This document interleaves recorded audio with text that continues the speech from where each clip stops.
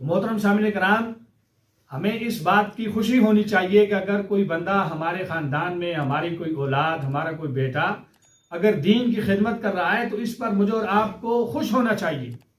इस पर मुझे और आपको मुतमईन रहना चाहिए। आजकल लोगों की सबसे बड़ी मोहतरम सामने कराम, ऊपर से अगरचे कहें न कहें, लेकिन अंदर से लोगों की कुरान से अपनी औलाद को दूर रखने की सबसे बड़ी वजह यह है, लोग समझते हैं कि ये खाएंगे क्या। लोग पैसों की खातिर, दुनिया की खातिर, दौलत की खातिर मोहतरम सामने कराम अपने बच्चों को कुरान की तालीम से दूर रखते हैं।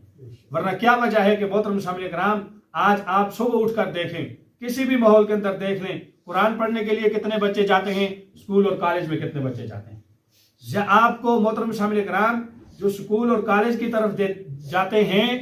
और जो कुरान की तरफ जाते हैं, कुरान वाले आपको उनका अशर शीर भी नजर नहीं आएंगे।